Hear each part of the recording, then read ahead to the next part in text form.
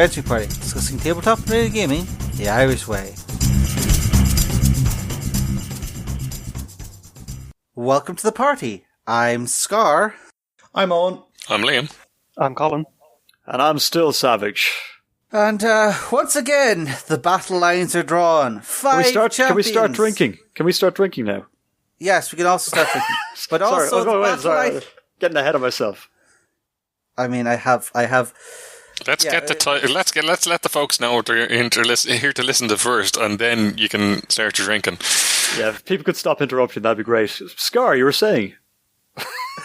I'm in a fighting mood today, boys. Yes, we are once again drawing up the battle lines on what is the greatest RPG of all time from an arbitrary list we found on the internet and then changed because we were random assholes. I like how you've boiled down the disclaimer.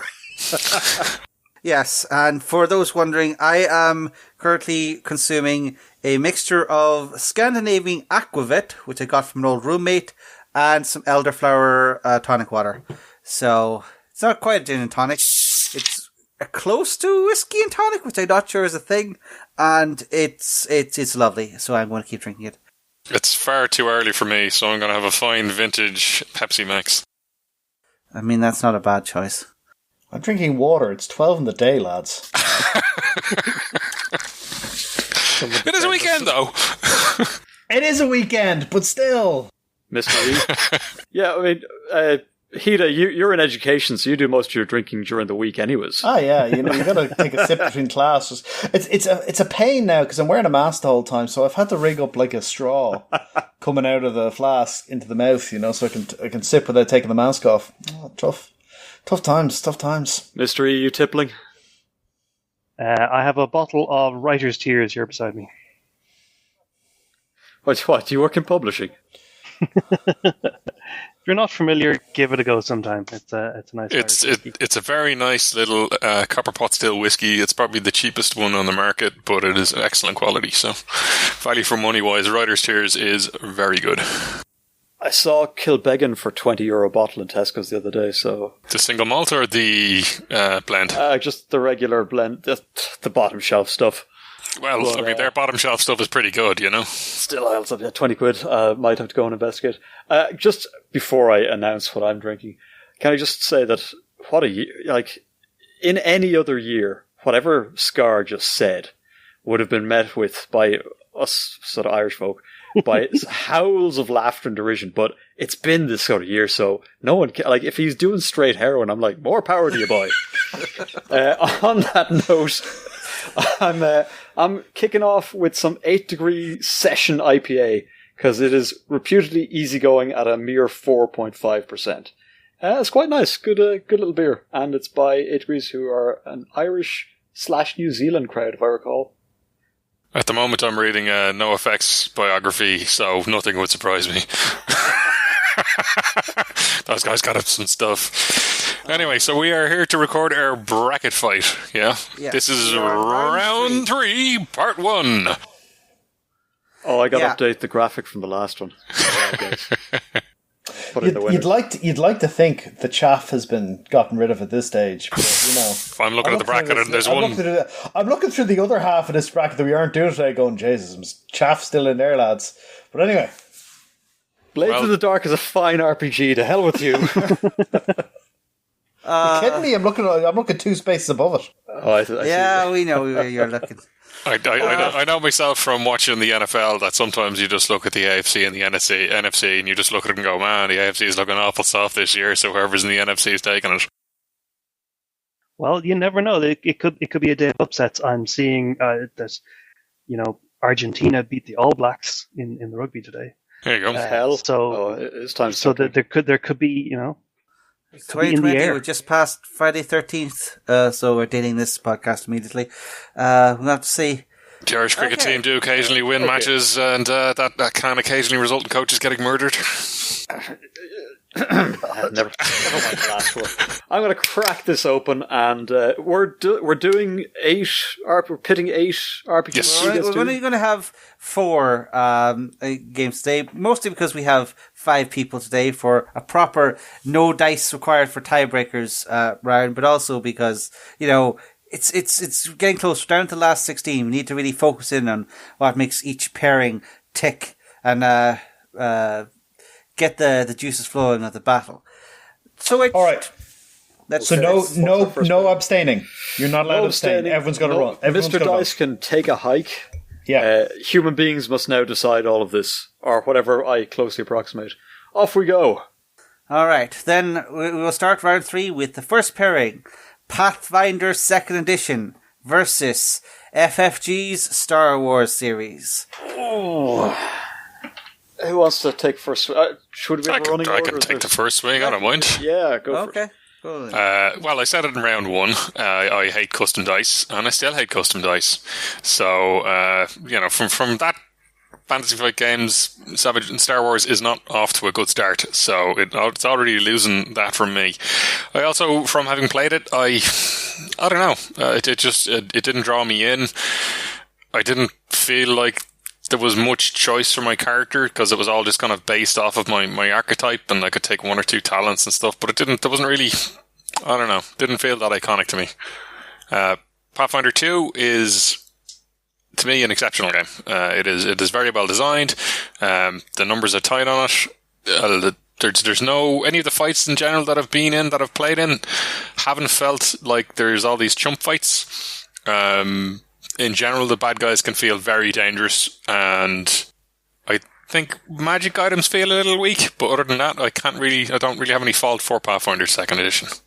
So for me, I'm going to have to go for Pathfinder 2nd Edition. All right, Mr. E, do you have strong opinions? Well, why, thank you. I would join Liam in saying I'm inherently biased against RPGs with custom dice. I'm just not a fan. We have dice. They've got numbers on them. We're smart people and we can convert stuff in our heads. So that's definitely a black mark against Star Wars, but it's still Star Wars, It does still have that Star Wars-y world that you can play in, and you can run around and do cool Star Wars-y stuff. And I know Star Wars has taken a bit of a battering in more recent years, but as a setting for heroic adventuring, it's still great. Pathfinder, what Liam said isn't wrong. The numbers are solid. It's a very well put together and well designed game, but there is, for me, way too much going on mechanically in it. There are so many tiny little bits and pieces and minor bonuses that come up once every 17 sessions, and did you remember to add that thing, and you've got that expendable yoke, and you have to combo this and that. It gets a little bit too much. And I don't consider myself somebody who dislikes complex mechanics or anything, but Pathfinder 2 has just pushed things too far for my own taste. So I have 2 games that I'm not massively enamored with either of them. I think I'll have to lean, however, in favor of Pathfinder, because there are better iterations of the Star Wars game that don't use silly custom dice, that still let you play in that wonderful world. Pathfinder, for all the bits that I don't like, I acknowledge as a mechanically well put together thing, and its setting is really fun. I'm playing in a campaign for it right now. I'm running around as an angry goblin, and it's a good laugh. It's mechanically it's a bit of a pain, but it's a good laugh. So yeah, Pathfinder for me. All right, Mick, would you like to go next? Oh boy, I watched the first 2 episodes of The Mandalorian last night. I hadn't seen it before. Damn, that was good. And I watched it going, this is the Star Wars I played. This looks exactly like the Star Wars I played. It's rubbish and nothing's going right, and it's kind of hilarious. And it can all turn on 1 or 2 bad decisions and the spin of a custom die. I played lots of different variations on lots of different systems for Star Wars, and I really clicked with the FFG version with custom dice, because just like Mr. E is talking about all those kind of minor niggly little bonuses, custom dice roll all of that stuff. They kind of bundle it all up into the simple mechanic of the non-linear dice, which is what we're talking about when we look at custom dice. They've got non-linear distribution of likelihoods, which is interesting to play around with. I think if you really like systems in terms of RPGs, then you shouldn't have too many bones to pick with custom dice, because they are a place where you can fine-tune a system by going for something other than a linear progression of random numbers. Pathfinder 2e, don't have as much exposure to it. Really like the setting. Really like the action economy stuff. I think the perfect version of D&D for me would probably be something between 4th Ed and Pathfinder 2nd Ed. We'll see. That's going to happen someday. But on the whole, I have to go with what I know and like, so I'm going to go with Star Wars on this one. Okay, I'll go next. For me, I own a copy of Pathfinder 2e. I've read through it. I am both intrigued and intimidated in equal measure. Like, it does look like this is a nice, satisfying crunch of a game, but it also feels kind of, would I be able to run this? I know I'm a good DM, but would I be able to get it all running smoothly? So it's certainly got my attention. But if you were to sit down which of these games I would like to play in, I feel like I would like to see Star Wars FFG in action, because I've looked at Genesis. I've bought a copy of Genesis and tried to get my head around the FFG system. And it's like, there's something here, but I need to see it in action to really get it in my head. And I'm really curious about that. Like, maybe it's just a grass is green on the other side thing, but I find myself more curious about Star Wars FFG. Like, so you come with Star Wars because you'd like to run a game on it, but you wouldn't like to run a game with Pathfinder 2?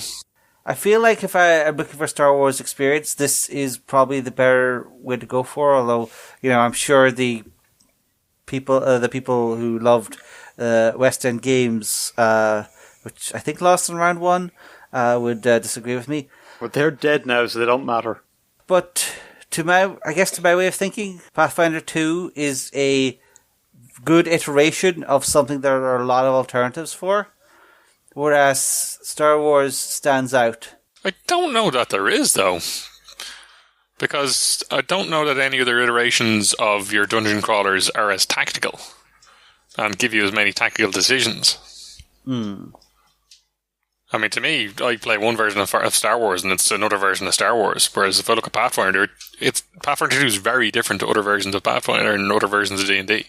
I don't disagree, and I would say that this is a very close contest, but that Star Wars just pips it for me. Liam, do you really want your Star Wars game to be super tactical on the board?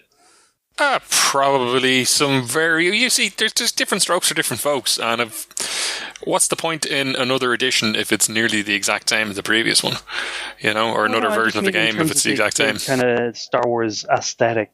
Yeah, Star Wars, I guess, is generally I guess the fantasy equivalent of your the sci-fi equivalent of your high fantasy game. Yeah, it has those two great flavors. It's space wizards, and who doesn't like space? Who doesn't like? But I guess I mean, one version of Star Wars to me is pretty similar to any other version of Star Wars, and for that reason, I don't find it appealing.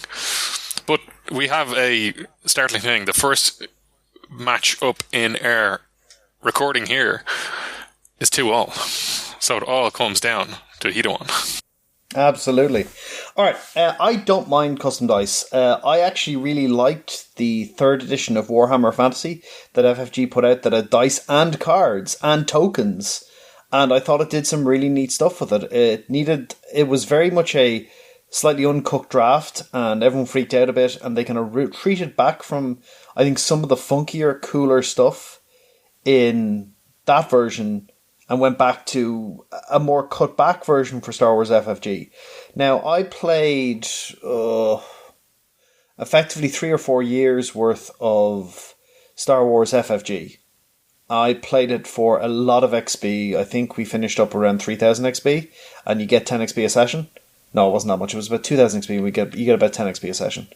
So I played in about 200 sessions of that, and then I played with Savage. We played for about 30 or so sessions. Right? So I have played that game to high XP totals. It's a cool, funky game that actually rewards system mastery an awful lot, because you realise that maximizing getting your dice pools as big as possible is the way to actually win in the game. And it becomes a ludicrous rocket tag game. Ludicrous. Like few I've ever seen. Like I had 2 of our characters had to stop getting better at combat because it was just doing terrible things to the game. Because the bad guys would have to become like tougher than tanks to take a round of fire from my character. Like literally tougher than tanks. Because otherwise I just blow them off I'll blow you off the table, you know? Oh, there's 10 of you, that's nice, I kill you all, you know? So it was offense vastly outstripped defense. It has some cool funky ideas in it. There are a couple of really nice ideas with the talent trees. Some of them come off, some of them don't. The character creation is punishing in that someone who doesn't go, I put all my XP that I possibly can to stats, and only the little tiny bit that's left over gets spent on skills or... because skills are cheap, right? Things. Skills are cheap, and you can't buy stats outside of character creation apart from finishing a tree, which is going to be the guts of 300, 400 XP. So you don't, you have to raise your stats in character creation. That's how you do it. The system breaks at high XP. Now, I'm going to talk about Pathfinder 2 now. Pathfinder 2 is, I think you can count probably on one hand the number of RPGs that still play well at high level, effectively, or at lots of XP, because no one tests for that. Because the way they designed Pathfinder 2, they actually really effectively capped where the power spirals. So it's not like, oh my god, my attack bonus is out of control. It's never out of control. It's always within a range. And if the GM wants to throw a bunch of softer targets at you to fight 20 guys but they're weak, he just takes monsters that are 2 or 3 levels lower and you slaughter them. And you can send a monster that's 2 or 3 levels higher than the PCs at them, and you can actually have a 5-on-1 boss fight that's satisfying, because this monster is really dangerous and it's really hard to hit, so he doesn't get action economied into the bin. It's a real achievement in terms of game design. It does feel good, I think, if you inflict some kind of condition like slowed or frightened or something like that, where you just get a couple of minuses or make the bad guy lose an action, get a trip off or something. You're like, oh, okay, that felt good because this is hairy. Absolutely, and the monsters are so much better for a GM to run, because GM doesn't have to internalize all this player shite to understand how to run stuff. It's just like, actually, hang on, I just need to know these are the 4 actions the monster typically uses, and there we go. All right. So I am going for Pathfinder 2 because it's one of the few RPGs that has been designed well enough to hang together at high levels, and FFG Star Wars really does not. Okay, so 3-2 split, and Pathfinder 2nd Edition takes it. It makes it through to the quarterfinals. We've seen a fair few versions of Star Wars fall by the wayside at this point, haven't we? Speaks to an inherent weakness in licensed products, I think. Potentially. It's also that we've played them a lot, so I'm painfully aware of all the weaknesses, and I look at them and just go, I just see the problems. You know. Well, unfortunately, one of our weaknesses is that we tend to go on a bit, so let's crack on instead. All right. So what's next? Second pairing today is Savage Worlds versus Call of Cthulhu. And this time I would like Mr. E to kick us off. All right. So in terms of experience in these, I've played some Savage Worlds. I've played a decent amount of Cthulhu. But this is, if I understand it, all of the various different Cthulhus. This is just Call of Cthulhu, plus in whatever edition or iteration, right? More or less, yeah. So, look, there's some stuff I really like about Savage Worlds. I like the increasing die type. Savage Worlds was, I don't know if they invented the concept, but it is where I first encountered the hero point style thing, the Savage World Benny, which, has then shown up in tons and tons of games since that. But, I mean, if you ask me what Savage Worlds was about, I couldn't really tell you, because it's a generic setting or system. It's tied into, some good backgrounds and so on, and various iterations, but by itself, it's a set of mechanics. It's a set of decent mechanics. I quite like them.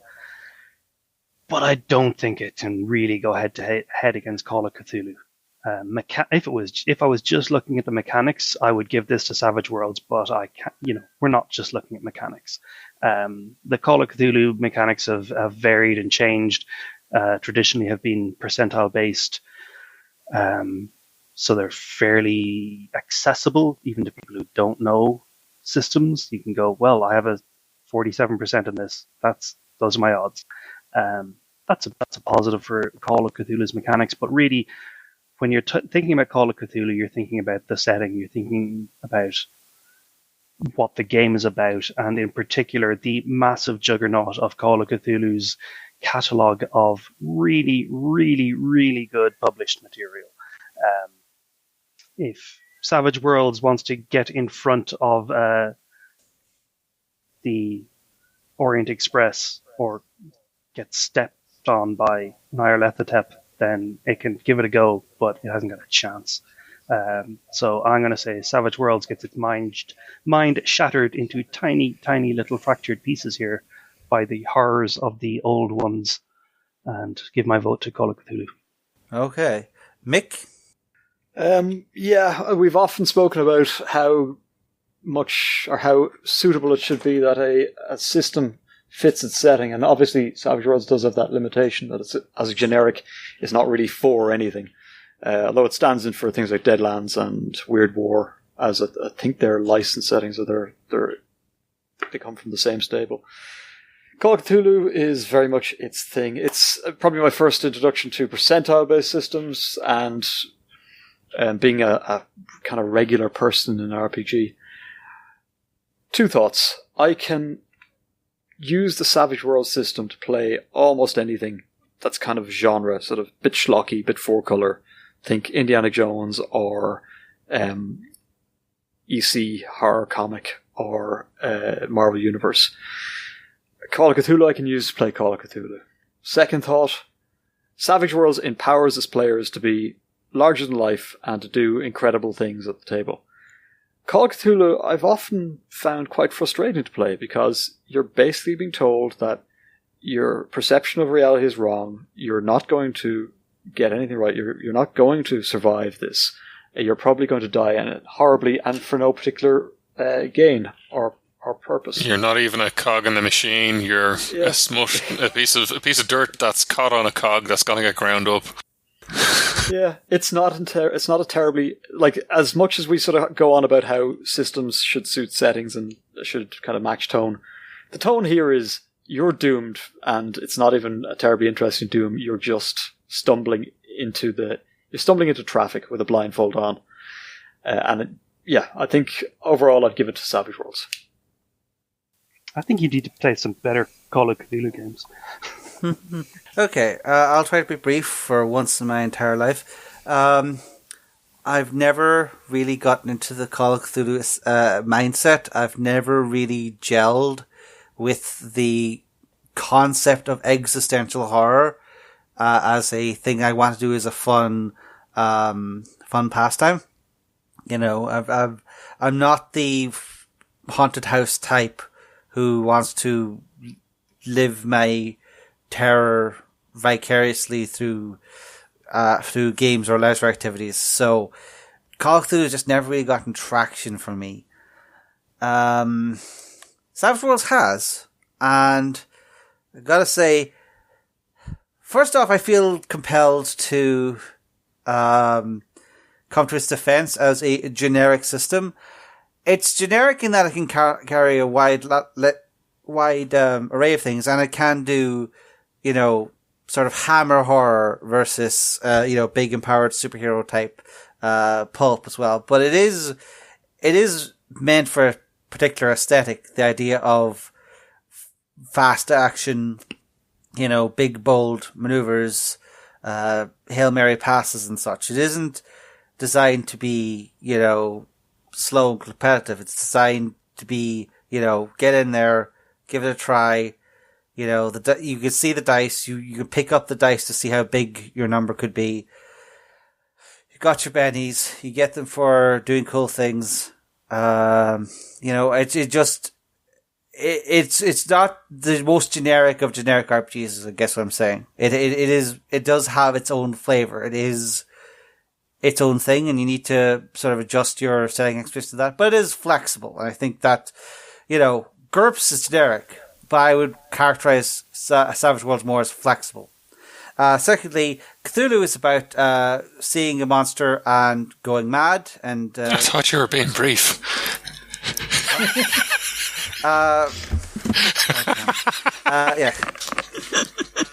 Cthulhu is about seeing a monster and crying yourself to death. And Savage Worlds is about punching that monster in the face. And I think generally I'm going to come down on the side of the more positive outlook on life. So for me, it is definitely Savage Worlds. Owen? Savage Worlds is a revolution in design in terms of when it came out. Jesus, it must be well over 15 years ago now. Something like 17 or 18. Yeah. So when it comes out, it revolutionizes a lot of it's got a lot of revolutionary ideas for game design, for like making things run faster, making things look quicker.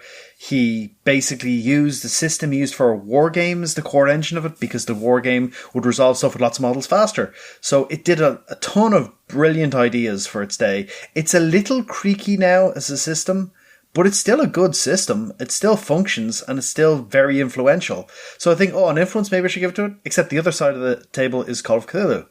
And Call of Cthulhu is probably the second most influential RPG after D&D. Because Call of Cthulhu creates a whole different style of investigatory RPG that ripples out and infects huge numbers of other games became what they were because of the idea of we could do an investigation where you don't fight immediately. It's about figuring out who the bad guy is, and it's like a murder mystery or like an investigate. And that's what the game is, and that changed RPG design and RPG adventures. And it's got such a back catalogue of adventures that I have to vote for Cthulhu for this, despite really loving Savage Worlds. You'll get a second bite of the cherry for Deadlands, of course. Oh dear. Absolutely. Oh dear, it all comes down to me. I was hoping it didn't come down to me, because I don't know. I'm kind of stuck on this one with how little I feel about this, because Call of Cthulhu is a game with a great rich setting and lots of lore, lots of campaigns, but an absolutely diabolically terrible system. And Savage Worlds, with the exception of the D4, D6 anomaly, is a solid system with next to no setting, or no setting that I really care about. So they're kind of me. So it really is a tough decision which one I go for, because to me, neither of them are really exemplars, because you can have a great setting with a terrible system, and you can have a great system with a terrible setting, but if you want to be the best of the best, you really should have both. So, which way do you go? I guess I'd put it down to, I know Shane puts it down to his gut a lot. I think I'm going to go for Call of Cthulhu, because if somebody turned around to me and said, hey, do you want to play a Call of Cthulhu campaign? I'd be like, yeah, let's go. If somebody turned around and said, hey, do you want to play a Savage World campaign? I'd be like, nah, maybe. What are we playing? Okay. No, I'm okay. Can we play something else? So I'll go with Call of Cthulhu. It'll pip it. Okay. Another 3-2 split, but Call of Cthulhu, the venerable master of our fates and our sanities, once again charges heedless of all human sanity. Liam does make an interesting point that if you say Call of Cthulhu to a gamer, they know what the setting and the system is instantly, which is kind of huge. It's yeah, but Nova was pulled into Call of Cthulhu by its system. We're going to barrel straight into the third matchup. We've improved our productivity significantly there in the last 10 minutes. Alright, so the next one is classic Advanced Dungeons and Dragons First Edition. And once again, obligatory apology that we didn't put Basic into the list. Basic D&D did not make the cut, and it should have, and we're sorry, but not that sorry. And it is versus Deadlands, predecessor to Savage Worlds, which has retained all of its very particular flavour and setting, and has a very specific aesthetic. So, I believe next up to start is actually Mick. Mick, how would you like to start us off here? Okay, just on the subject of us not having D&D Basic or D&D X or whatever it is, we also don't have Hopscotch and Horseshoe Throwing because those games are old and irrelevant and nobody cares. Okay? Speaking of old and irrelevant and nobody cares, you need to start talking now, Mick. So, as the flagship for that particular demographic, so I don't have huge big dog in this fight. So I'll be very brief. D&D First Ed. Well, we won't need any other eds after this, will we? We've clearly got it nailed. It fails by its own sort of progeny being just better than it in almost every single way. Sometimes better in different respects, but almost all of them you can point to and go, yeah, they've done it better since. So it does not deserve to sit at the top of the RPG heap. Just because you gave birth to something doesn't mean you get to take the credit for whatever it achieves. Deadlands. Deadlands has it pipped here. It's based on a system I quite like, and it has a great setting. Like, I'm not the person on this party line to talk about how the Deadlands setting is kind of the best Weird West setting you could hope for, but like it's a bit like Call of Cthulhu in that as soon as you see it, you know what it is. A zombie with a Smith & Wesson and a cowboy hat is as kind of as readily identifiable as an investigator with a tome covered in human skin and screaming faces. It speaks to what it is instantly. So I'm gonna cut myself short here and say I really like Deadlands. I'm voting for it over First Ed D&D because I want to hear from some people who know a hell of a lot more about them. Off we go. All right, I'll go next. These both sort of rank in the period of curiosities to me over being games I've actually played. Like, I've seen people in Deadlands games who have never actually managed to get into one.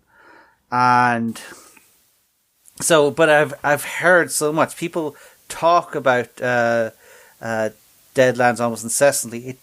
It has really something to it. It nails its aesthetic. It goes into the best elements of the Western genre, best elements of the horror genre, best elements of that whole steampunk genre. It's managed to synthesize a whole lot of stuff, including some touchier stuff, but it's managed to square the circle on that and put its best face forward to the gaming sphere. And it's definitely turned itself into something... something that really gets people excited about it. I would still argue that I would much prefer play the Savage Worlds version of Deadlands over. Wrong. Ooh, careful now, Liam. I can never just take note to start heckling Liam a little more often. No, he's fine. He's got his place. Yeah, but D&D's also curiosity for me, and this is tough. It feels like an archaeological experiment, just diving into like where the synthesis of D&D came from. Where, like, you had the early days, you had the basic set coming out of it in the original 3 white books. And all of that, and the chaos that it spawned, and then Gygax just sort of pumping the brakes, slapping reins on it, and turning it into the juggernaut from which so much of the gaming gaming of the 80s was built on. It is an eternal thing of curiosity. It's like, I want to be just going through these old rulebooks going, but why is this the rule? Why are you so afraid of people getting 17 wishes and wishing to have strength 37? Why? It's a mystery that I want to unpack and unfold. But games are games, and I have to think about what would I want to play the most? With the proviso that I use the Savage Worlds version, I think I would probably want to play Deadlands over First Ed D&D. And if I was playing something in First Ed D&D, I would probably be adapting it to 5th Ed or to Pathfinder 2nd Ed or some other fantasy game, and just divorcing it from its synthesis in the mind of Gygax. So I feel like you can split hairs about this, but I think Deadlands is just pipping out because it's a playable curiosity as opposed to a piece of academic archaeology. I'm hopping in. Playable. I'm not sure. Look, these two items get here largely down to nostalgia value, because D&D First Ed, as has been said, has been way surpassed by other iterations of D&D. Deadlands Reloaded is probably a tighter system, probably runs a lot better, but in doing so, it sacrifices a lot of flavour, and flavour is really why people play Deadlands. It's got the setting and the mechanics, even though the numbers are terrible in certain sections. It's kind of why people play it. Like, I would love it if somebody took another swing at Deadlands with a proper tight system that didn't lose that flavour. I would absolutely love it, and I would be all over it. I'd throw money at those people, although they probably have to wrestle somewhat away from Cubicle 7, because with their current release schedule, they're draining me dry. So really, I got a hard time here trying to pick it, because I despise the current nostalgia wave that we're still going through. Although I think COVID seems to have put a bit of a dampener on that. Maybe people will be looking fondly at the 90s now, going, maybe it wasn't that bad. They're currently looking at the 80s saying, oh, wasn't it great? So really, I don't know where to settle on this. I don't know. I think I'll probably have to swing it towards Deadlands, because with the same rationale of somebody's like, hey, do you want to play a Deadlands game? I'd be like, yeah. Do you want to? Whereas if you say, do you want to play a D&D First Ed? I'd be like, not really. So, yeah, that's it. I think based on the strength of its setting, even though the systems are both terrible, really. Like, the numbers on both of them don't work. They have been well surpassed by other systems, but I think I'll have to, tip towards Deadlands. I thought I'd feel stronger about this, but I don't. Owen, what do you have to say? I know a lot about RPGs. I am hard pressed to tell you the difference between AD&D First Ed and AD&D Second Ed in terms of actual mechanics. I know the basic set and the BX version and the BECMI versions are the ones that really got people into the game, and then a lot of people bought AD&D Second Ed, as far as I can tell. Whereas I don't know what First Ed's impact was. I mean, the original D&D, but all this other basic seems to be long term a bit more influential. And AD&D is this kind of like, oh, this is like a first draft for AD&D second edition. So if I was talking about in terms of importance, it kind of goes to me to kind of sort of chainmail and the precursors, then sort of basic and the different box sets, then AD&D second ed, then AD&D third 3.5, and that's the line. Then it was like this time of those two parallel streams of AD&D development.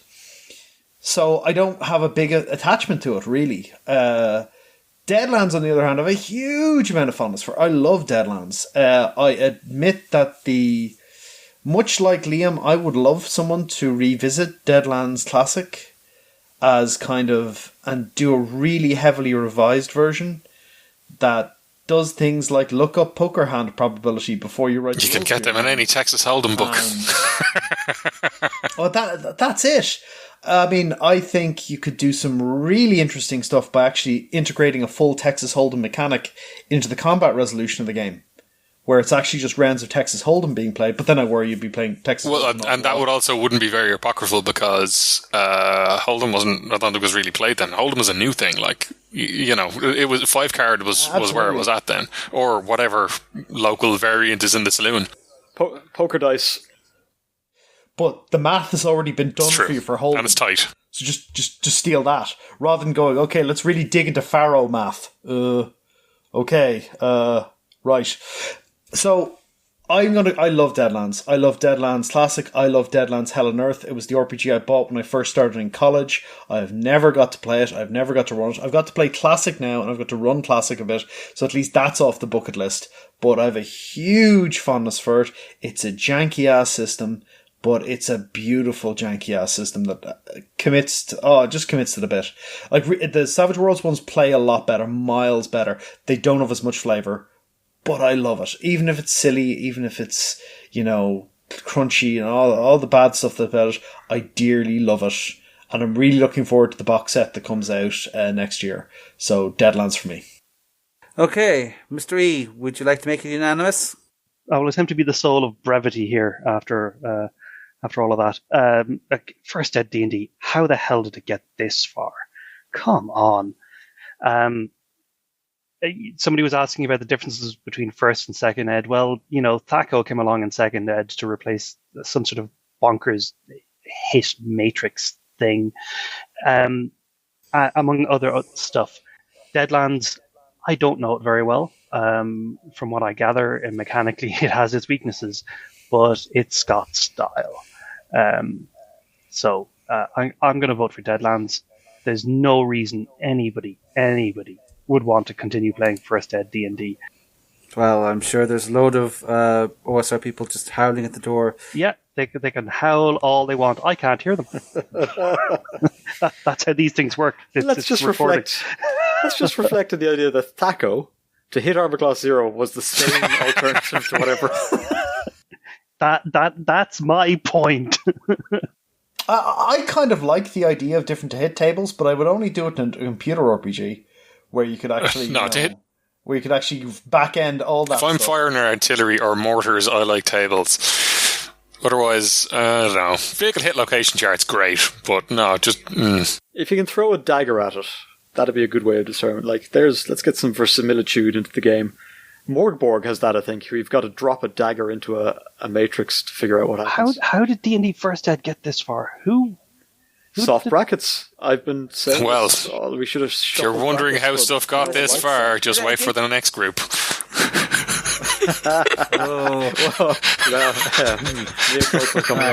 Right, let's get on with it. Deadlands. What was the split on that? That was 5-0 Deadlands. It was close for me. I was tempted either way, but I realised as I was talking, it had to be Deadlands. Yeah. So a flush for Deadlands.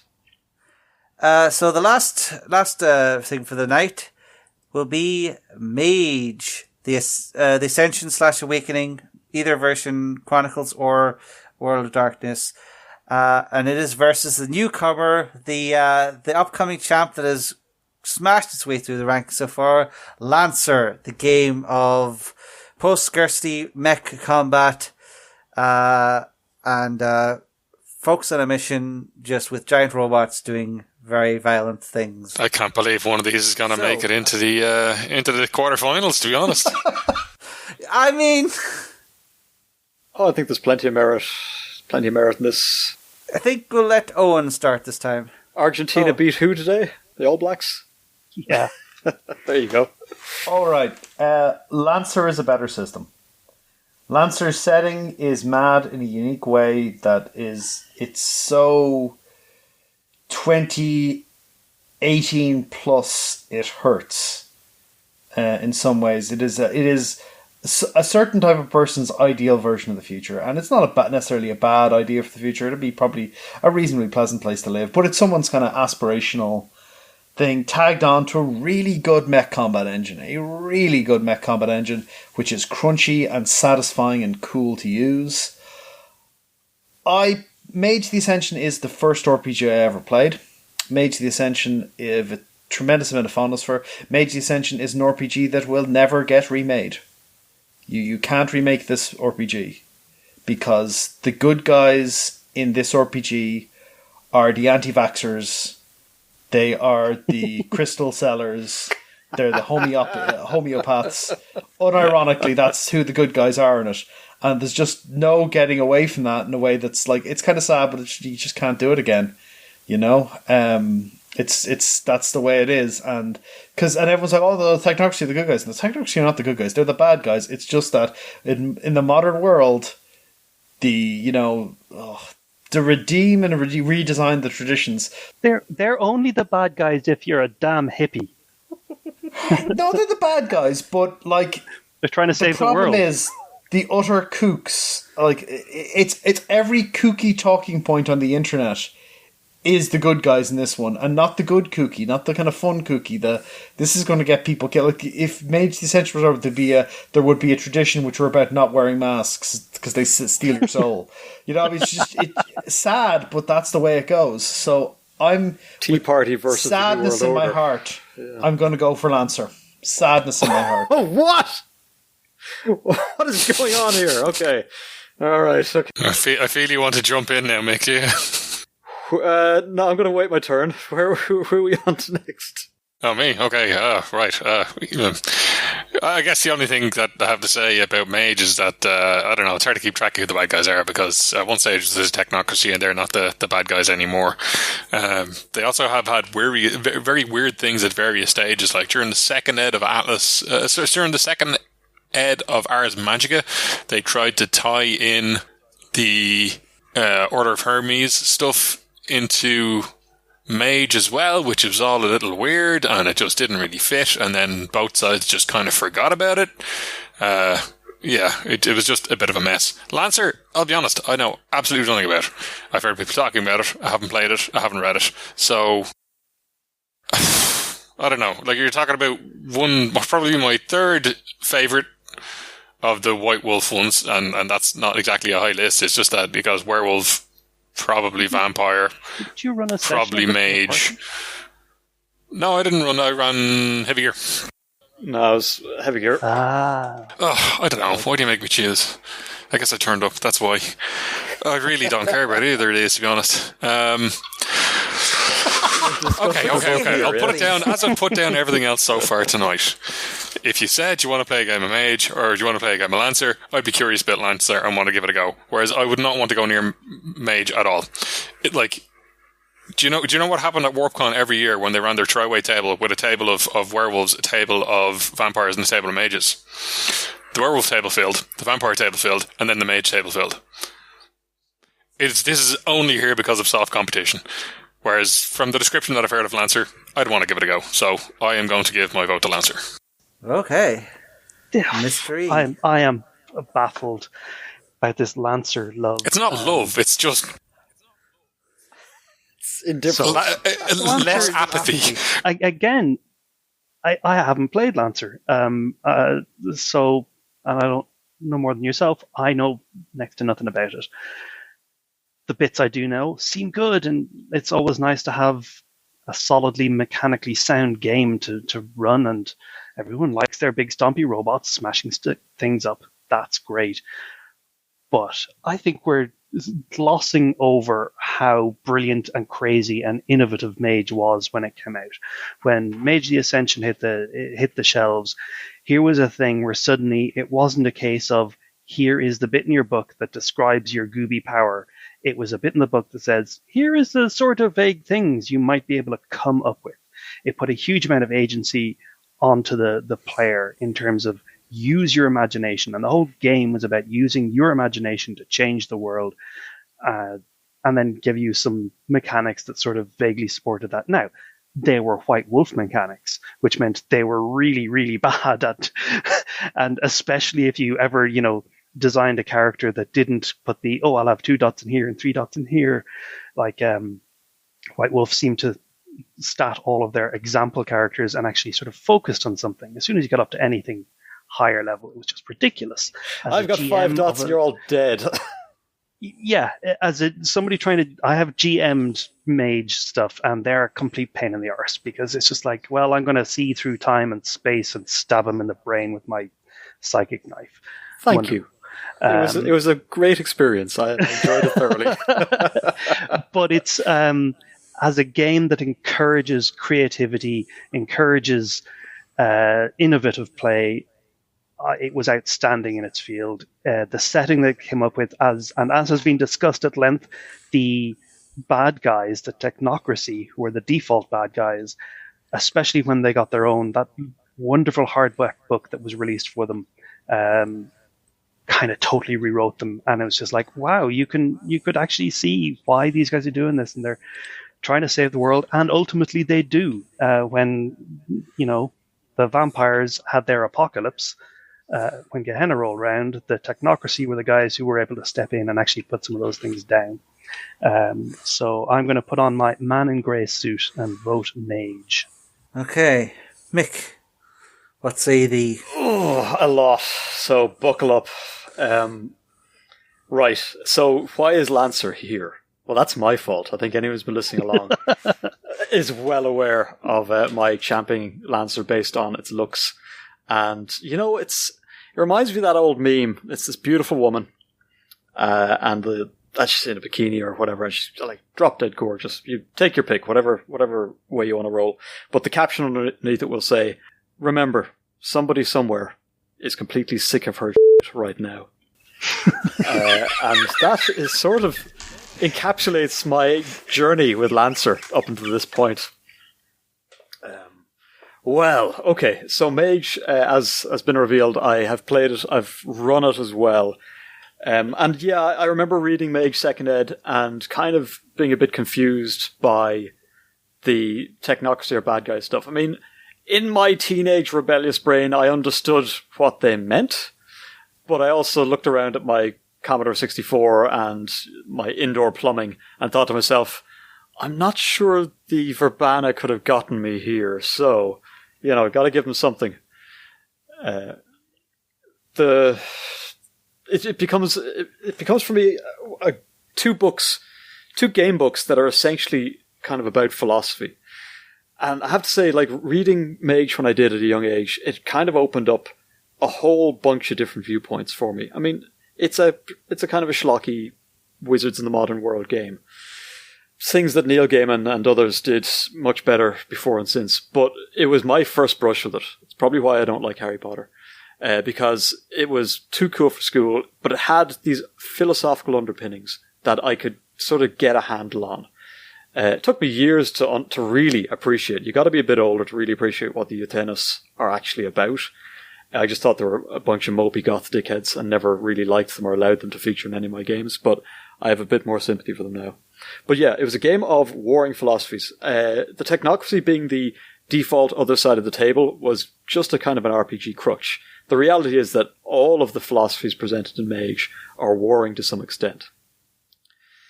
Lancer I read recently, and oh boy, that's a book with a philosophy. But it's written by two people. I'm convinced that one person said, I've got this fairly cool idea for a stompy mech combat game where you're going to have a lot of fun from minute one, and it's going to be dirt simple to build a character and a mech and get at it. And the other person said, I've got this thesis I want to write about how the modern world is terrible and capitalism awful, and you should probably feel utterly ashamed of yourself for all the things that happened in the past that you had no control over, how you're just awful. Now go and atone for your sins. Amen. It is the most preachy it's the most mono-philosophical, preachy bunch of horseshit I've read in an awfully long time. And it's attached to what looks like, having kind of messed around with it, a very entertaining drop robots into a battlefield and have fun game.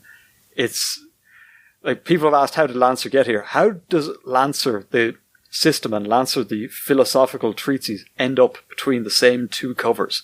Also, the background isn't that innovative. I've been playing Destiny 2 for a couple of years now, and they rip its cliff notes for Destiny 2 in many, many utterly too obvious places. Your monster AI is called Ares, and it's located on Mars. Gee, I wonder where you got that bright idea from. Well, there must have been a 3-hour meeting about that. Oh God, what do we do? What do we call the AI on Mars? Oh, it's God powerful, fights wars. So it'd like to tell you it's progressive. It's not. It's preachy. It'd like to tell you it's innovative. It's not. It's derivative.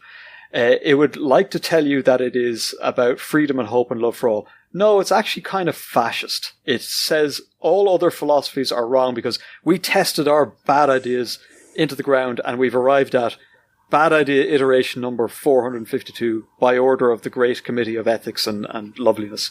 And you're going to abide by it, or we're going to drop maniacs with giant robots on you. Look, imperialism works, Mick. So things have soured a little with Lancer then, have they? I still love the artwork in Lancer. But now I'll go to the system, which I now have problems with, because building a mech in Lancer actually feels a bit like being fed DLC in a computer game. Like you gotta pay for it. You don't get the cool toys until you've got all the other bits and pieces, and you're gonna have to grind it out. As Mr. E alluded to, building a mage in Mage is, even with the most basic of tools, it's like Lego. It's like Legos. Just make sure I've tripped absolutely everybody. You're given, you only need a few dots and a couple of things to do amazing things. And yes, at higher levels, it'll be kind Theoretically. Theoretically. But that's the negotiation between yourself and the GM. The negotiation in Lancer is, how woke are you? Oh, you're not woke enough. You're a bad guy now. We're going to drop giant robots on you. I think it's pretty clear which way I'm voting. Off you go, folks. I think I had my rant about Mage last time. I understand the idea of the warring philosophies, the idea of, all of these different viewpoints and things battling around.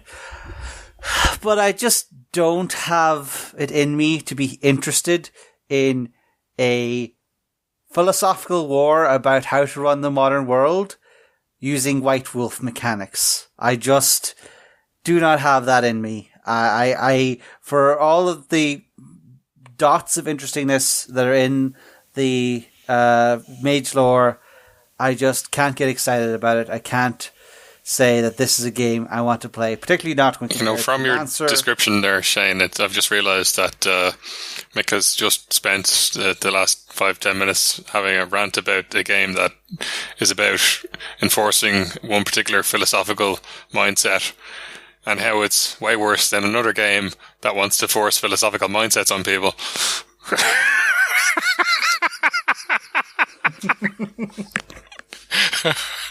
No, hold it. Mage presented a lot of different viewpoints about how to live, and with the sidestep of the technocracy, it gave them all equal weight. I mean, it was inviting people to play any of the 9 traditions. It didn't spend half of the length of his book telling you everybody else is wrong, the technocracy is right, get in line with drop giant robots. Let's give Shade his piece. I just I'm kind of exhausted, and I had that as an amusing thought. So I'm kind of depressed now.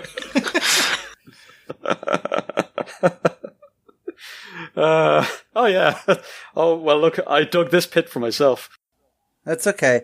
I understand Mick's points, and they're not the worst points, but I think in my heart's hearts, I still stand for Lancer, and cannot get more than angry about Mage. Shocked, stunned, appalled, slightly nauseous. I don't understand what's going on anymore. How can Lancer get not? Look, nobody's played Wrath and Glory either, and that's up in the running still, isn't it? No.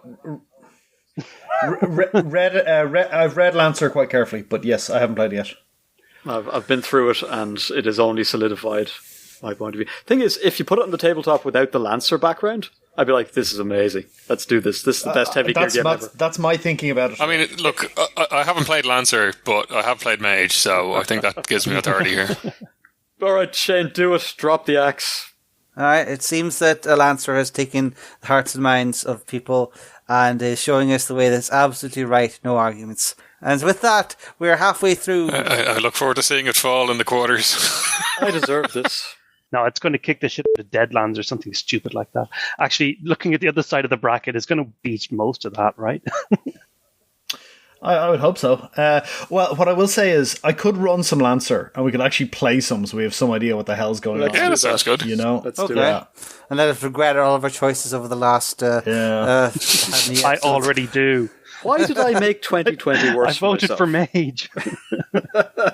Anyway, we specifically cut this pairing in half to make this a short episode, and we've failed utterly in that because I did all right.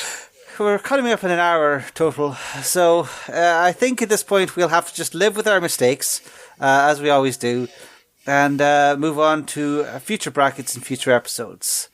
For the time being, this has been one of the biggest gatherings of the party in recent memory. 2020 is almost over, and this party's over.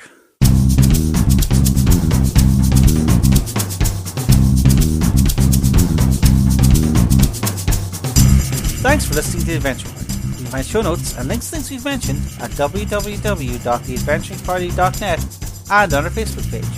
You can leave comments there, or talk to our Twitter account at AdventurePTY, or you can record a voice message at www.speakpipe.com/theadventureparty. We can also be contacted directly by email at party@theadventureparty.net. If you'd like to be in touch with the party all the time, come join our Discord server, link in the show notes. The Adventure Party is released under Creative Commons Attribution Non-Commercial Share Alike of version 3 license.